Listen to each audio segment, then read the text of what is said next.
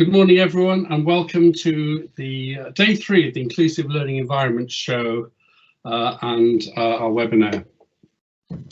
And I don't know if I started that early, so hello, everyone, welcome. Today, our subject is project showcases, and we have 4 speakers in two sections. Firstly, we're going to hear about from Neil and Kevin, Peter, on the Batley ASN campus, and you may have been expecting to see Elaine Cook talking as well, but she's had to send her apologies today. We'll then follow with a presentation by Trudy Beswick on Caldwell Children. But let's start with the Beatley ASN campus, and Neil is going to talk first. He's principal with the West Lothian Property Capital Programme, and he oversees new primary, secondary, as well as early years centres. Handing over then to Kevin Cooper, who's director at NOR Architects and has been involved in the design of many schools, including the first BREEAM Outstanding rated primary school in the UK. And lastly, we'll hand over to Peter, who's got 25 years experience working in lighting for wellness in the workplace. So they're going to all talk about the Beatley campus first. I'll introduce Trudy at the end of their session and say a little bit about Trudy before she starts. So I'm going to hand straight over now to Neil to kick off this section on the Beatley campus. Over to you, Neil. Thanks very much, Gareth. Hopefully, here we go. Peter's got our slides up. Thanks, Gareth. I was really excited to be on here to showcase our new Beatley Additional Support Needs School. It's something that's really we are passionate about. We try and innovate every time we build new schools, and I think the innovation that we're going to demonstrate today is going to really, hopefully, blow some of your socks off. Can we go to the next slide, Peter, please? I'll do quick introductions. As Gareth had mentioned, I'm the Capital Programme Principal for West Lothian Council. I oversee pretty much all the new build schools across the school estate, and we've got quite a few of those. Beside me on the slide, or virtually beside me, is Kevin Cooper from NOR. He's a director, architect, and NOR have been entrusted with some of our best schools, or designed some of our best schools over the last few years. And beside him, we've got Peter. Peter is from Atelier 10. He's our M&E consultant.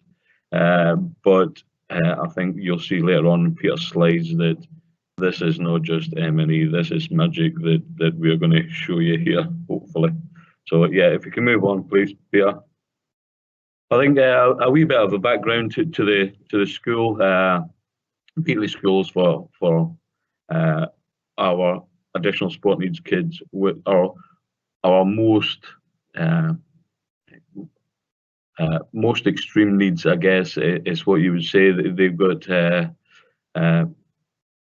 They've got profound medical needs as well as the learning difficulties. So some of these kids here have got real hardships on a daily basis. So the school itself is in the heart of Craigshill in Livingston, and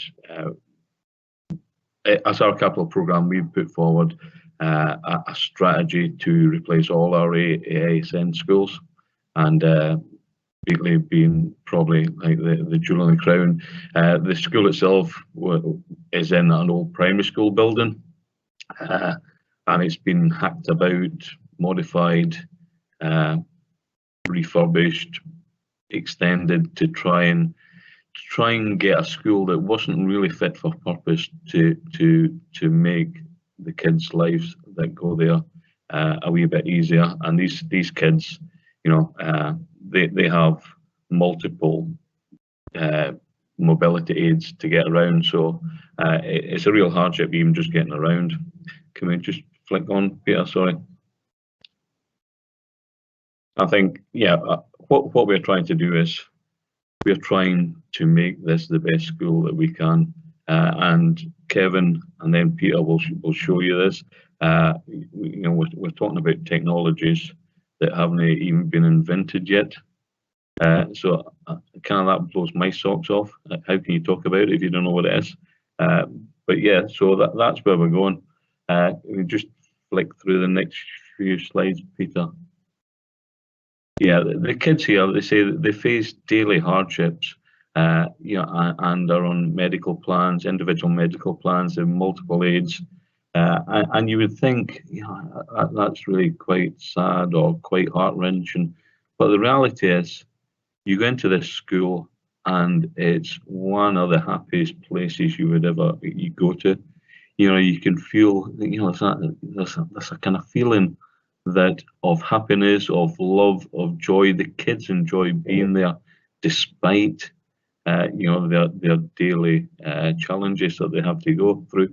So it was our goal. If you can just flick on through, Peter. Sorry. It's our goal, and I guess our vision for the new school is to be the absolute best that we can make it for these kids, because they deserve it. As do the staff, because the staff play a big part in this. We want to use technology that we're on the cusp of discovering at the moment. We need to maintain the links, because the school has built up a great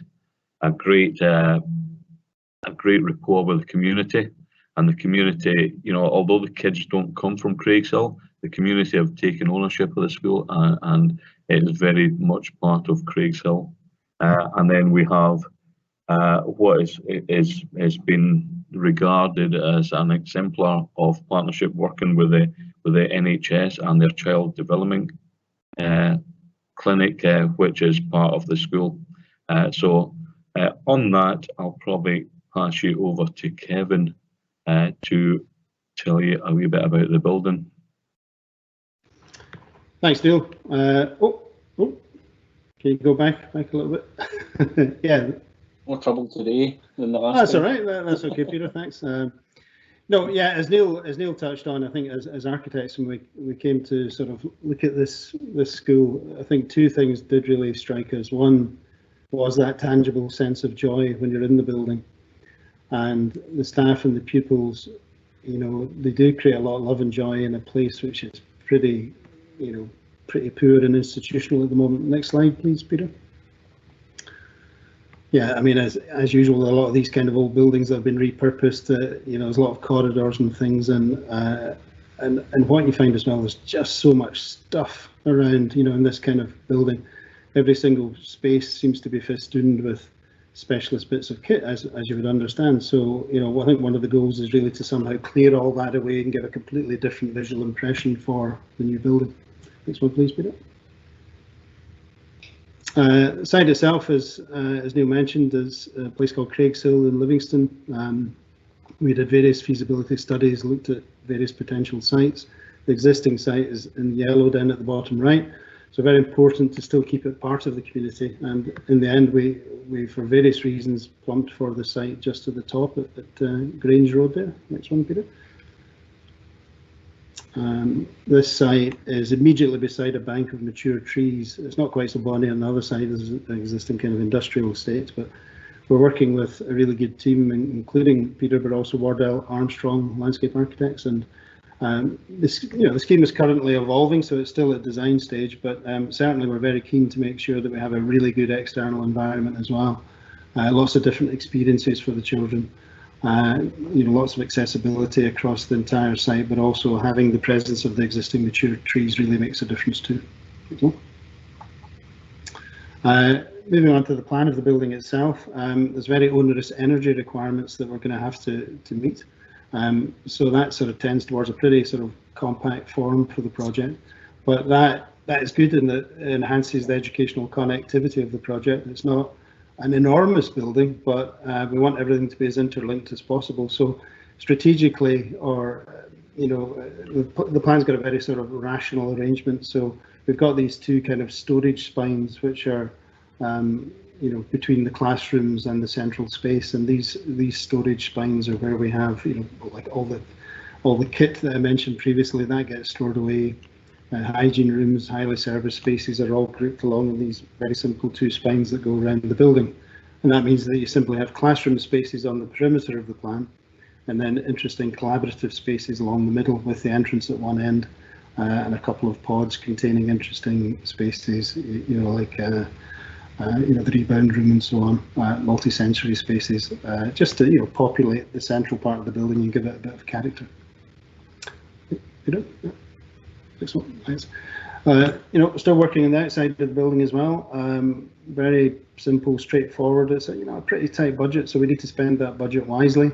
We're still looking at how we get the best kind of visual expression to the community. It's very important that the building is connected by pedestrian paths to the community, but also does have quite a strong visual presence to the road. So we're still looking at that, but that could be fun once we get that sorted.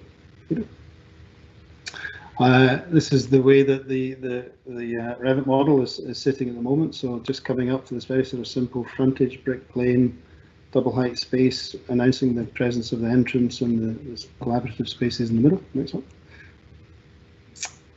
So coming into the entrance hall area. So from here, you can move forward into the heart of the plan, or left to the nursery here. Some other supporting spaces to the right. Neil mentioned the NHS. The CDC facility will almost certainly will come into the building, so we'll need to look at the development of the design to accommodate that. On again. Moving through into the heart of the plan. So we've got the central space, a sort of long section which sort of unifies the whole building together. We've got a real sort of focal point, which is intended to be a multi-purpose space that can be used for all sorts of different activities, including dining and including physical activity where appropriate. On again. Just looking at that space, I know it was a high-tech digital world that we live in, as Peter will show you shortly, but lots of good ideas often start with some simple sketches. And I think we're just looking at how to really make this space vibrant and interesting. Lots of biophilic features, really have some character and texture to really get to add sort of visual interest for the kids, and also stimulation and help with CO2 and all that sort of stuff as well. So that's something that we're currently working on. Next one. Just looking at the space, looking back towards the sort of biophilic pod, which forms the back of the reception area, looking out into the main entrance. Clear story glazing from either side, multi-purpose spaces opening off of the central area as well. We're calling this area the Hive because the symbol of Beatley is a little bee. And again, another view just looking back down towards the entrance area. And again, the whole kind of the central space and all of the fixed furniture and equipment still needs to be developed, but this is an idea that shows the importance of collaboration with the clients, so working with the users who will actually use the building. We moved things around and we now have general purpose spaces directly off the central area, maximising the flexibility of the building, which is great. And again, this is what we call the wee hive at the back. So the long section of the building, it comes along and it folds back up to create light at the back of the building, a sort of collaborative space. So we're very keen to make sure that a building like this is just the same amount of quality and the same amount of collaborative spaces, where we can, as you might find in a more conventional primary school. So we want to create a really attractive, light area environment for the children. Can't beat it. Just looking back again towards the back, that's the sensory space with the daylight coming in from the west, and we're going to get the mature trees immediately outside. Again, Peter. This is typical classroom, so we've got daylight at the back. Good old tried and tested idea, light from two sources always gives you a better distribution of daylight. So pretty straightforward rooms, probably more cellular spaces than you might get in a more mainstream primary, but lots of good reasons for that. Again, Peter.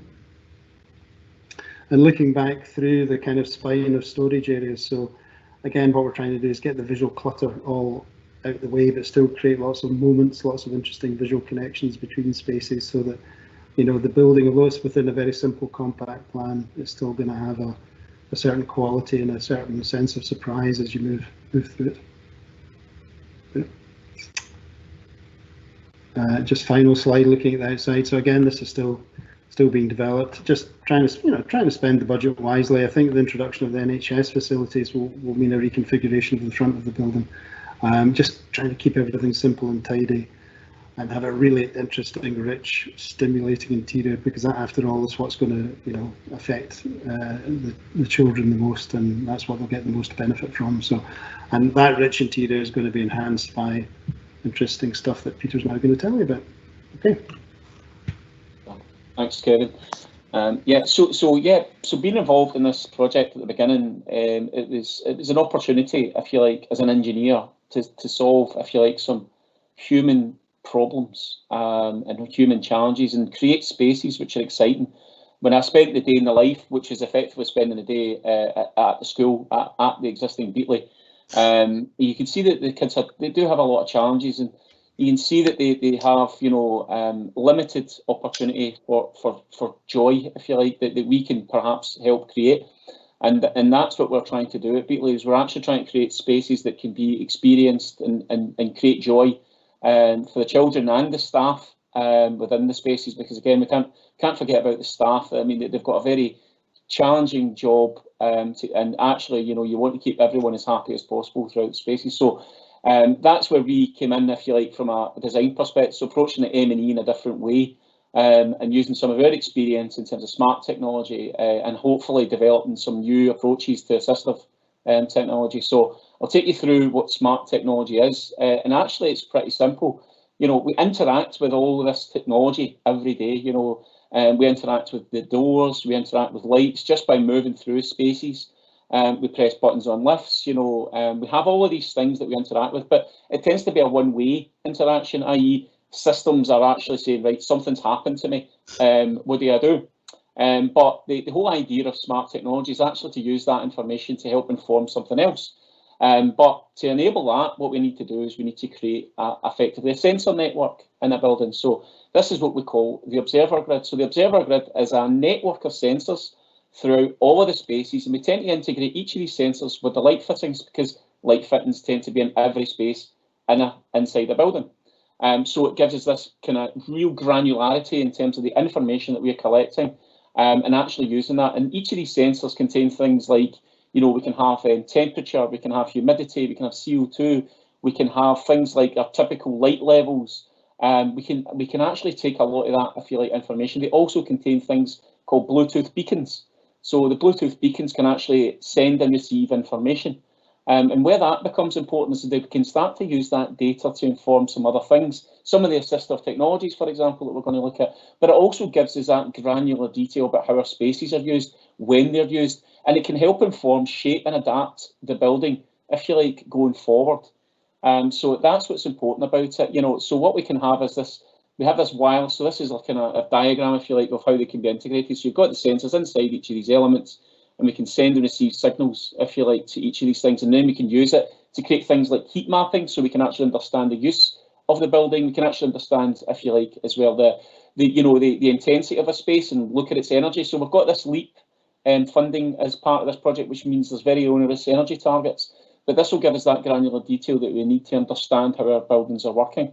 In terms of the smart building side, it can also tell us where spaces are not being used, efficiently. So you can have, like, some of the corridors, if there's lots of collisions, if you like, in terms of the heat mapping technology, it can help us inform whether or not that's a space for future adaptation. And it can also tell us spaces that are not being used that we can readapt later on. So that's that kind of first level. The other big thing that we're looking at as part of this project is an intelligent building management system. A traditional building management systems tend to be just big HVAC control systems. Look at the heating and it tells you the temperature, and that's pretty much it. However, what we're looking to do in this project is actually identify things like, if a filter needs changed, rather than it being a part of a planned preventive maintenance program where you just go around and you change everything in a building, filters and motors and things, and you just do it because it's 3 years, let's change it. What we're going to use is we're looking to adapt to get more refined data associated with each of those items of equipment, and actually identify whether or not something's coming, it's at 70%, 80%, or 50% when it needs to be replaced. So actually we'll actually reduce the overall cost. That's the aim, by identifying when we need to replace things rather than throwing things away. Because again, you know, we've got to be considering the environment. You know, we shouldn't be replacing things that don't need replaced and only replace things that need replaced.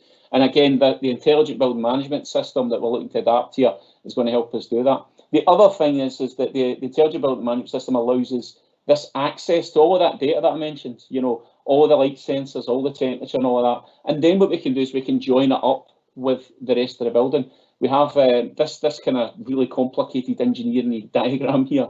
In essence, what we're doing is joining all the things up here, and then we can inform different things. So this can inform things like when, you know, if meeting rooms have been booked, as an example, or an area's been booked, and we can actually see if someone's went into it, you know, and then we can say no one's went in here, and we can free up the space. That's an example of how it works. It can also understand how many people are in this space and say, well, there's two people in here, but the ventilation system is provided for 4. I can reduce that down. That saves us energy. And that way, again, we're actually, you know, making the best use, if you like, of the technologies and joining these things up. It also opens up the opportunity for things like apps and stuff, you know, school apps and things like that as well. So it gives you that, it gives you more access to the data, but it also creates a two-way process in terms of communication between the user and the building.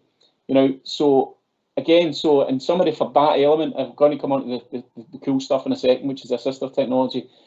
But finishing on the smart technology side, you know, what we get is more detail about the use of the spaces. You can get energy data per room, not just in, you know, oh, it's lighting for the entire school. We can get energy data per room. You know, the use of the spaces at specific times, and that can help inform different things and different activities when we're looking at our buildings.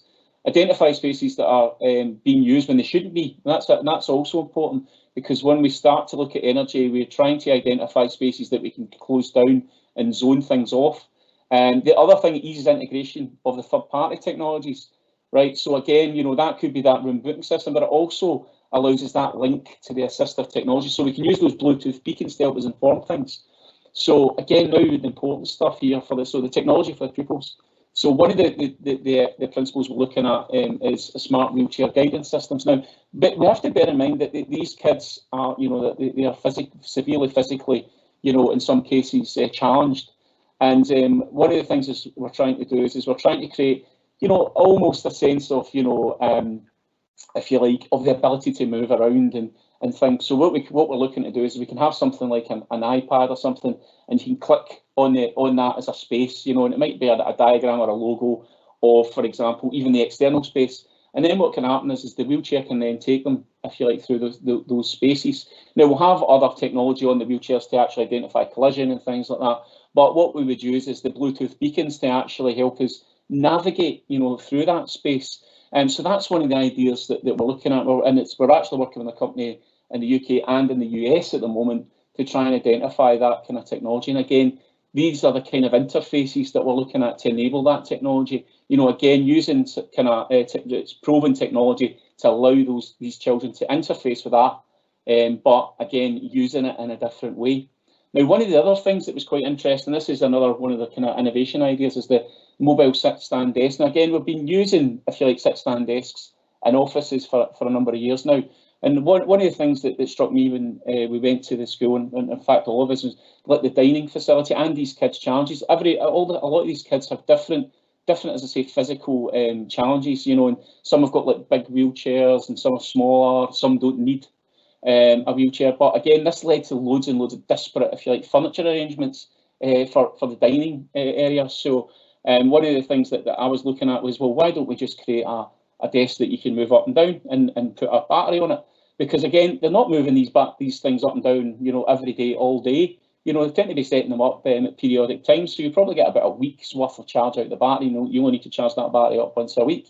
So again, that gives that flexibility. And these desks can be moved anywhere because it's a battery, you know, so you can move these into different spaces to create different opportunities for the staff to use them and also the kids to experience them.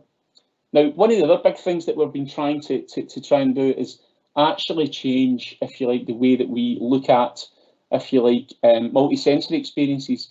And again, I've got a little video here, so I'll just play this and I'll just talk while it's playing. So in terms of the multi-sensory experience, what we're trying to create again is something that these kids can, you know, actually enjoy. You know, they get an opportunity to interact with.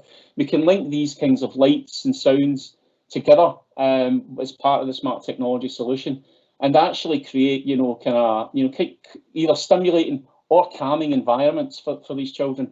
And again, it's to create a bit of fun and to create atmosphere in the space, because again, these kids might never get the opportunity. I mean, some of them have got life limiting, physical challenges. They might not even see out the end of their, if you like, their life at school. So anything that we can do that can help these children experience something a bit different, that's what we're trying to do here.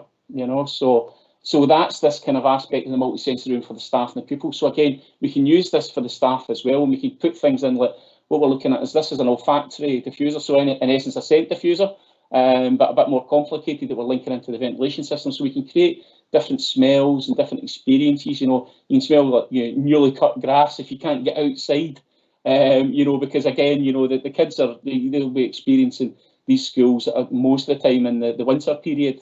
And it's only it's only a few months of the year that we can get outside, but we can start to create different experiences internally for the kids to enjoy, and the staff, remember, as well. So it'd be quite good for the staff to maybe get away for 10 minutes, lie on a couch, put on even some a VR experience, and maybe can have this vision of like Stobel Castle, chill out for about 10 minutes and then get back into work after that and be reinvigorated.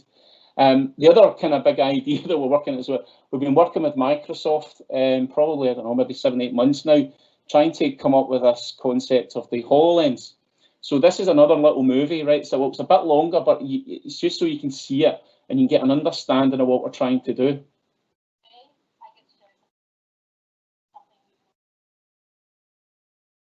We set out to build HoloLens 2. We wanted to create something they didn't need to learn how to use. You should just know it. And we call this instinctual interaction. Let me show you. Now, as Alex mentioned, HoloLens 2 is very comfortable. It fits just like a hat. And the only thing that's even more effortless is how I'm automatically signed in. Now, not only does the HoloLens 2 recognize me, it also recognizes my hands. Look at this.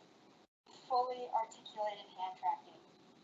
And as I move my hands around, the HoloLens 2 is actually calibrating for my unique hand size. I've seen many people put on HoloLens for the first time, and the first thing people do when they put on the device is they reach out their hands and try to touch the holograms. And now, you can. How about something that uses all 10 fingers? Well, to test that out, we built a piano. So here I can just play a chord, or I can play the keys one at a time.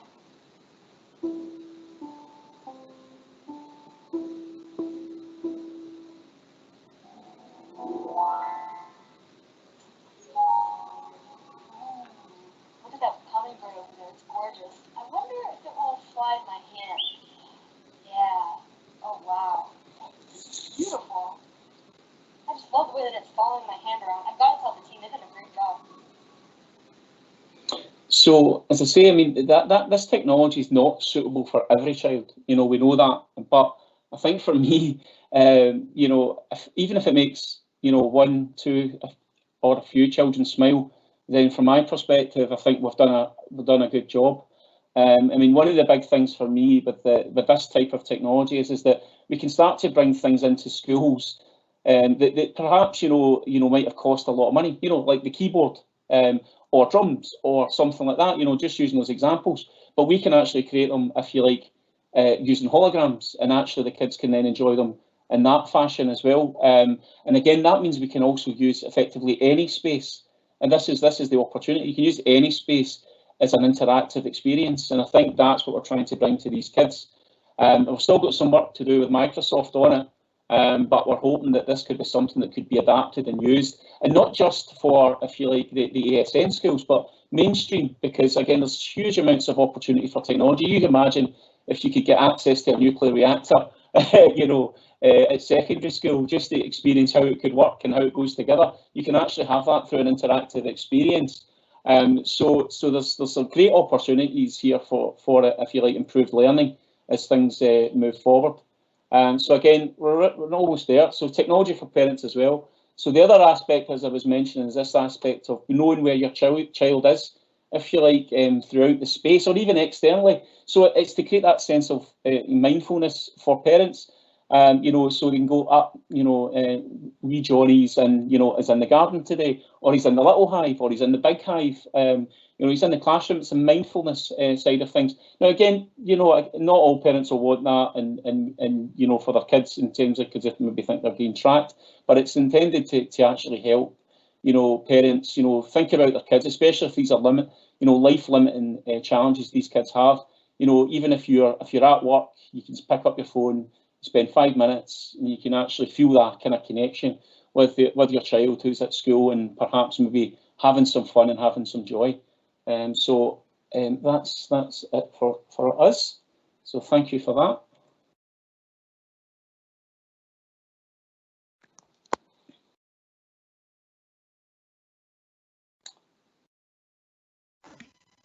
You're on mute, Gareth. Thank you. I just want to say thank you very much indeed for all of you. I clearly undersold Peter at the start of the introduction by saying he talked about lighting. He obviously does far more than that. So apologies, Peter. And that was really very interesting. There's a couple of questions coming in. Kevin's already answered one. There's one for Peter. If it's one for everyone, just write an answer, or we can discuss them afterwards. However, I'm now going to hand over to Trudy Beswick. Trudy is a successful textiles entrepreneur, but since 2000, she's been the driving force between the UK charity Caldwell Children, developing it from a small local charity to a national organisation helping over 50,000 people. Trudy was behind the development of the Caldwell International Children's Centre, home to innovative autism assessment, intervention and research. And I'm really looking forward to seeing this. Trudy, over to you. Thank you, Gareth, and I would just like to say that's phenomenal visions that Neil and Kevin and Peter have shown us. So I feel very privileged to have seen those visions. Thank you very much. Good morning, everybody. I'm Trudy Beswick. I'm the Chief Executive of Caldwell Children, and so what is coming to our senses and person-centred inclusive design. I'm very passionate about stakeholder engagement, but what does that really mean? That's getting people involved in projects for whom they are for. And that's meaningful engagement, not just ticking boxes. And I want to give you some examples, some of the results that we actually got here at the KIC, Caldwell International Children's Centre, because we got children and their families involved right from the very beginning, involved in the building of the design of the building, but also the services that we actually created here. And they've always been involved right at the very beginning of the charity. But first of all, who are we? Who is Caldwell Children? So if this works. Oops, can't get my slides to move on. Let me just see if this will work. Oh, failed at the first hurdle. Just a second.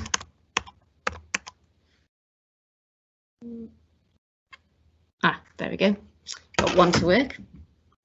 Okay, so Caldwell Children we were registered in 2000. We've helped over 50,000 kids with over 653 different conditions. So we're a pan-disability charity. And actually the children say we're a safety net for families, safety net for them. We actually see the child, not the disability, and that's what parents actually say that we are. We create effective and efficient services by listening to their needs, listening to what they actually need, listening to the disability community. So we have family support services, equipment, treatment, therapy, short breaks, skills and training we create, and our autism services, which is what the building was all about. Our vision: a world where disabled children and their families have choice, opportunity, dignity and understanding. Our mission is to create practical and emotional support through compassionate, safe and effective services. And our motto is to do whatever it takes. So what was the building all about, and why did we actually create it? Well, back in 2007, the national demand for autism diagnosis service led to huge waiting lists and a lack of intervention services.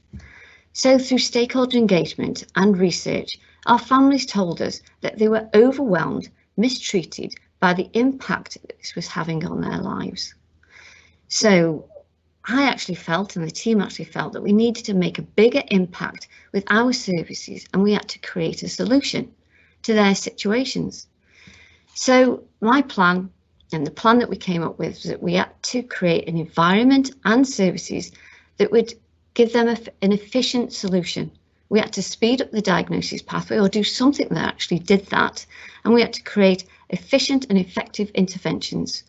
But whilst we were doing that, we wanted to research. We wanted to have a research behind all of this, which was informed by the families and the children, and had an effect on the long-term societal changes, such as training, regulations, the environment, education, the way buildings were actually built, which would have an effect on the families, public awareness, and government spend. So that it wasn't just about the services now, it was about what things were going to look like in the future. So what did this end up looking like, or did we think it would end up looking like?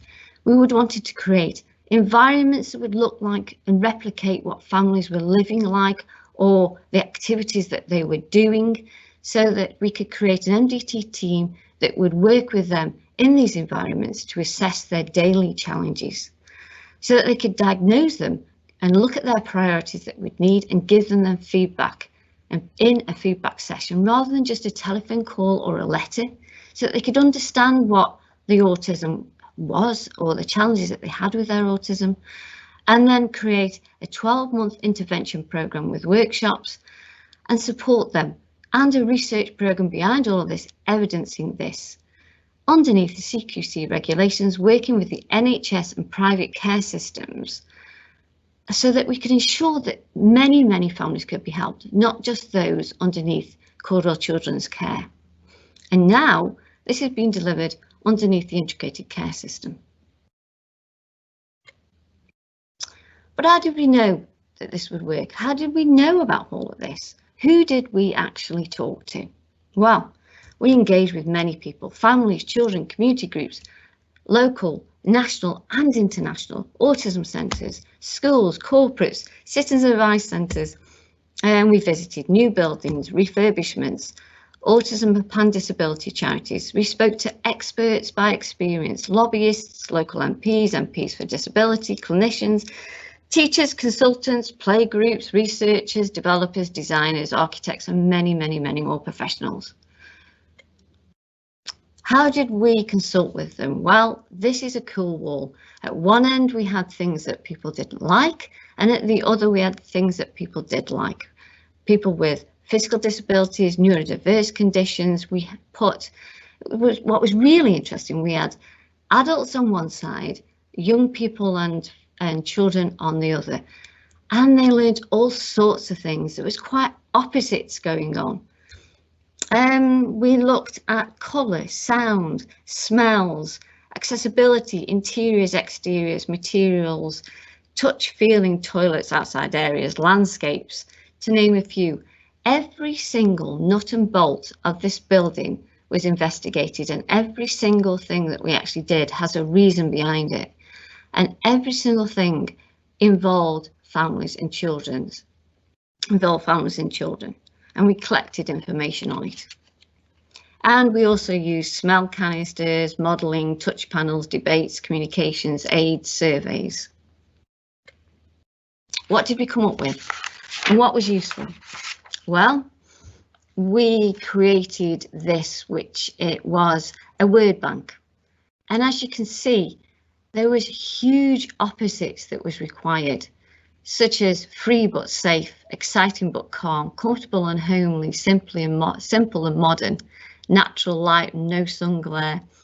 It created an overarching design approach, a need for flexible environments for different types of areas, easily reached or quickly interchangeable.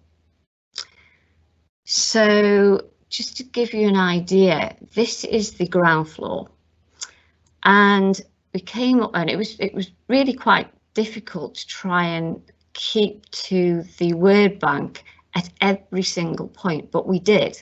We had to, because that's what the families and children wanted us to do. And they gave us many, many, many challenges, and that's why the building became really special. And we got told all the time by architects, you can't have round walls, you can't have this shape, costs, but we did it. This simple layout was required because one of the key things was that the children and families needed to see gardens, natural spaces at every point, and they wanted certain things to be kept close to them at all points. Family areas, toilets had to be simply remembered where they actually were. The assessment and the calm areas needed to be close to them at all times, so they had to keep being able to come back to them. Central points were important. They need to be able to get to the reception areas, and so these were the important things that were held tight and close to their hearts. So we developed this around two simple courtyards, two simple circular areas, and the wide corridors, 2.5 meters wide. So also the floor plates on the first floor and the second floor step back, almost like amphitheatres, to allow natural light into them and also allow them to see out into the woodland areas that surround. So, whoops. You go back. Sorry, it's just catching itself. There we go. So I want to give you some examples specifically of certain areas and adaptable spaces. So this is the assessment room, so adaptable spaces, and using the word bank, words comfortable and homely, simple and modern, and exciting and calm. So before the children come to the centre, we collect lots of information about each child, which allows them to settle in very quickly, and we understand about their needs individually. And this allows us to adapt the spaces. Do they need to be calm? Do they need to be exciting? Do we need to bring certain materials into each of the rooms? And we learn about them individually to suit their needs. So each space is very, very simple, starts off simple, and white was the most constant colour as we learned about the colours and how they affect each child in different ways. So we had to develop a specialist lighting system which is built into the bulkhead of each of these assessment rooms, and this becomes part of their assessment. So they choose which lighting and how deep they require the colours in each of the room, and it floods each of the walls. Also, even how the centre is positioned on the site depends on how much lighting goes into each of the rooms, and this enabled us not to have blinds on the windows, and also helps with the solar glare into the through the windows, and it also provided with which glass we actually used on the windows as well.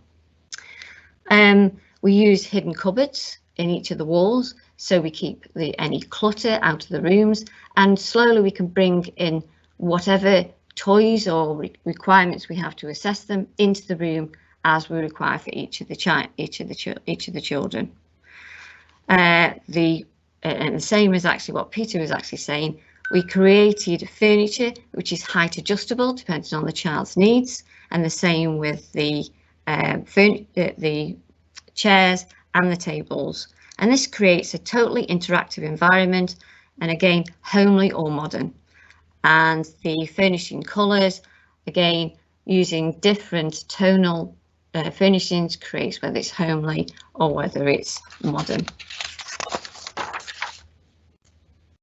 So, whoops. The outcomes is, oops, I'm going backwards. The outcomes of the adaptable spaces are: it reduces anxiety, improves quicker engagement, it's efficient use of time and space, flexible use, calm environment settles into the children settle faster into the centre, and it gives the children personal use. And as you can see there, over 90% of the families felt the assessment rooms met their needs. And you can see there, we've got a testimony there that says, we love the building facilities and services. People were very kind, a professional team was wonderful and full knowledge, and explained and evaluated my son. We are very, very grateful. Okay, self-regulating spaces. An example of this is the interchangeable areas and services. Words from the word bank here is free and safe, exciting and calm, simply navigated open spaces, quiet and private spaces, and connected to nature. Spaces vary, and this is all dependent on sensory stimuli, creating exciting and calm and flexible areas close to interchangeable areas, and these are all created around the wide corridors that we actually have. An example of these are the quiet pods, which have external views and also have dark dens in them. We have breakout areas in the corridors, music rooms, creative rooms, youth zones, sensory gardens. We have family zones, and we also have a wonderful cuddle lawn in the one of the courtyards.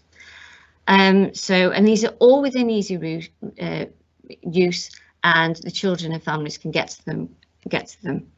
So the lighting that we use here are flicker-free, soft diffused white light, used to promote relaxed atmosphere throughout. And we use natural light. We've got lots and lots of natural light. We have roof lights all throughout the corridors. The colour that we use is a very simple palette chosen by the children, with in the calmer areas the blues and the greens, and the breakout areas and pods, and in the high intensity areas and the occupational therapy areas we use the bright hues, clashing palettes.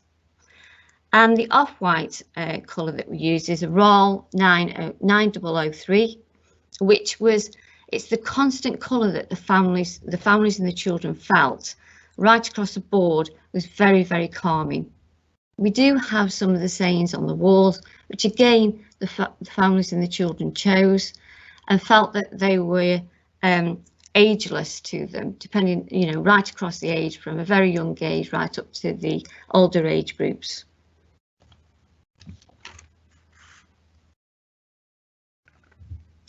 Now, sound and reverberation was a huge issue, a huge challenge. So we had reverberation and airborne ratings taken in each of the rooms, and the building surpasses any building of its type, especially the reception atrium, which the families and the children actually requested. It's a 3-storey atrium, and it was really hard to get this area correct. We took into account the way the walls were actually built, the soft furnishings, the hard furnishings, the wall construction, aircon levels, the doors, the soundproofing. We used acoustic panels and controls and sound levels. We actually set ourselves a 1.5 second rating, and we actually reached 0.8 second. And also in the assessment rooms, we set ourselves a rating of 0.6 and we got 0.4. Which we believe is, well, we've been told is absolutely phenomenal. The rating in the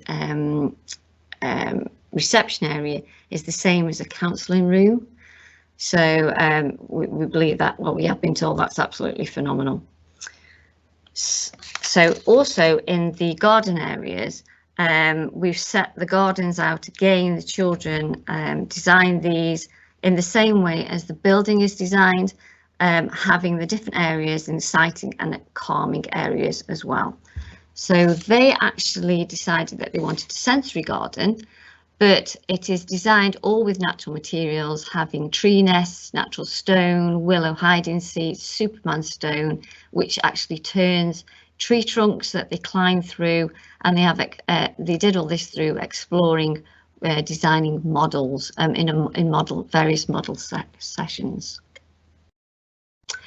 So the outcomes of this are feeling calm, reducing anxiety, which is important to all the building users, leading to a feeling of playing rather than having as if they're having an assessment or a therapy or a treatment, enhancing the understanding of why they're here and what they're wanting to learn for the child and for the family, understanding how they can replicate this in the home environment and in any environment, such as when they're going shopping or out for a walk, promoting independence, understanding their condition or their challenges and how to manage these, how to respond and support in any situation that they find themselves in any environment, and how to create each environment quickly and challenge any reactions that they might actually have in their daily lives. So Rebecca said, we love the building facilities and services. People were very kind, professional. Teams were wonderful and had a full knowledge of how to explain and evaluate my son. We are very grateful. And over 86% of families felt the building completely met their needs.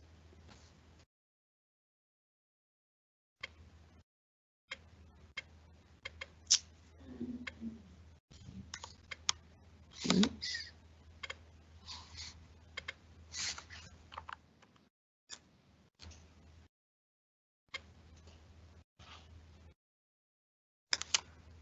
So, sorry, I'll just read this actually, because this is the one that I've just gone backwards rather than forwards. So these are the nests that you can see on here that I was just talking about.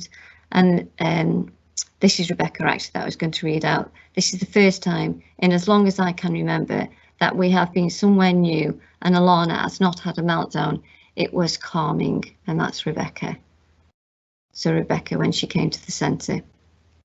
And that just shows you the percentage of use of the building that found the building suited their needs.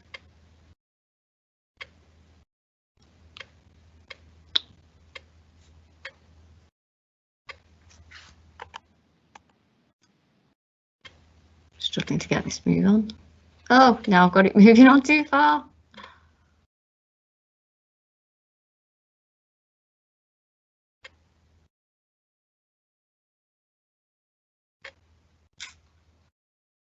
Oh, sorry about this.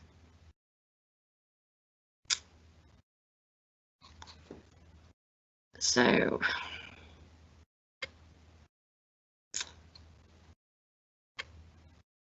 sorry. So, preparation and transition. The KIC is a new building, and stakeholder engagement developed the design and the services. But there are some simple things that we can actually do to support people with neurodiverse conditions and disabilities. A virtual tour of the premises and telling people what to expect can really help people in any situation at all. Staggering people's arrival and exits to reduce crowding is also another way of helping people. Recognising hotspots, recognising when there's too many people in one space. Ensuring that we use different doors.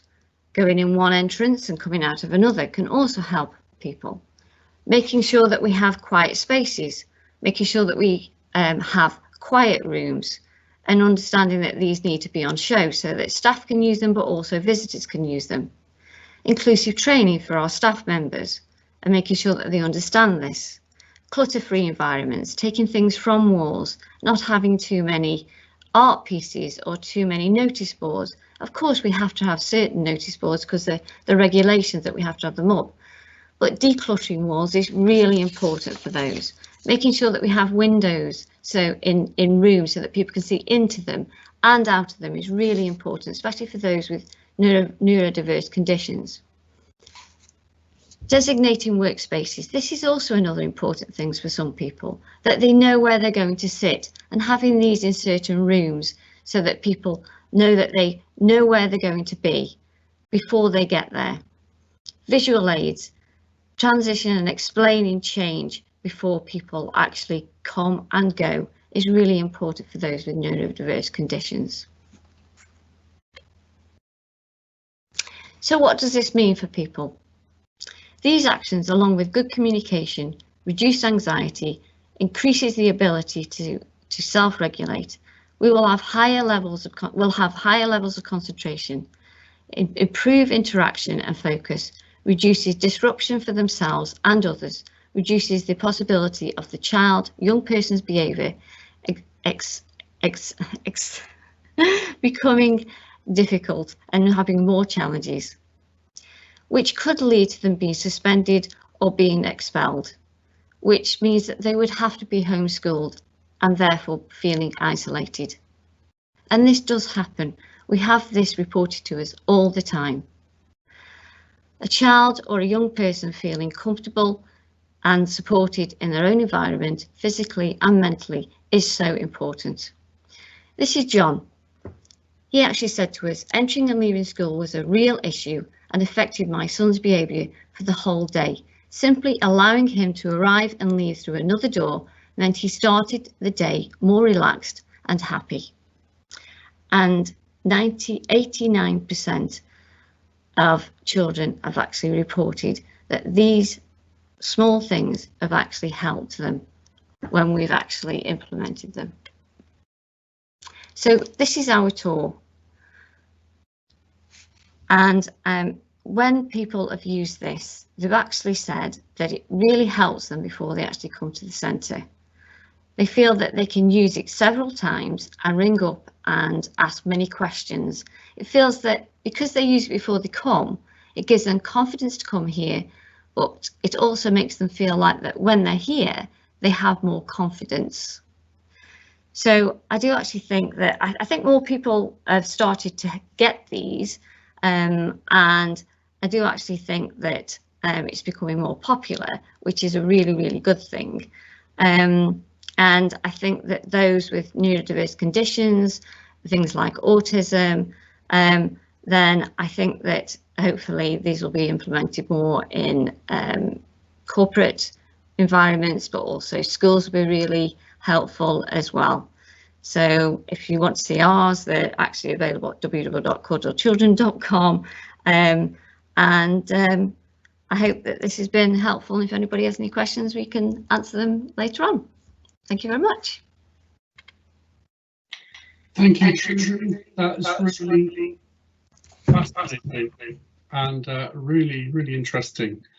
We're almost out of time, but there are a couple of questions, more technical questions have come in for the first presentation, which Kevin and Peter have already answered on the question function on the side. But I don't know if anyone's got any more questions or whether the team between themselves have got any questions for Trudy. Really interesting on the environment, the importance of the environment, for especially for ASD students, and interesting that, for example, the colour is provided by the furniture or by lighting and not by complex environments. That's a project we're doing at the moment, which is based on that work as well. Any of the team got anything? Peter, have you got a question for Trudy?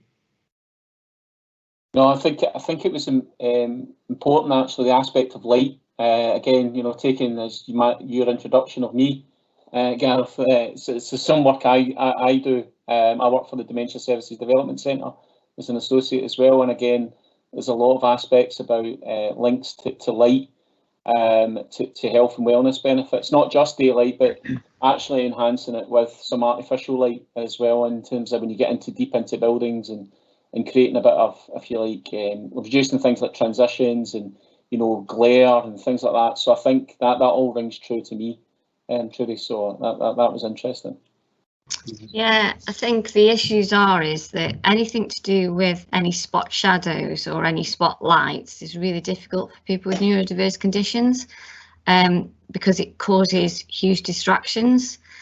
And I think one of the difficulty with designing buildings, like you say, for example, our local hospital, the further you get into what I call the bowels of a building, I think designers have just got to stop designing those sorts of buildings, because I think they're very depressive for the people who, I think when people visit them, you're visiting them, you have a few hours in there maybe, but for people that are actually having to stay in them, but even worse for those that are actually working in them. I think then that causes sickness. I think it's then obviously the efficiency of running the business in the first place. And then for those that are actually staying in them, because let's take a hospital, for instance, or actually if you've been educated in them, I think that causes major issues long term. So I think we need, as designers, architects, etc., I think we need to take responsibility for that and stop doing it. On that note, our hour is up, so I'm going to have to say a very big thank you to Neil, Kevin, Peter and Trudy for a really interesting morning, and I'm sure this conversation could go on for a very long time. So I'd like to thank you very much indeed for taking part, and to those watching and for those people that put in questions. Thank you very much, have a good day, and see you tomorrow or later today for the next session. Thank you very much. Goodbye. Thanks, Gareth. Cheers. Yeah, thank you. Cheers. Bye.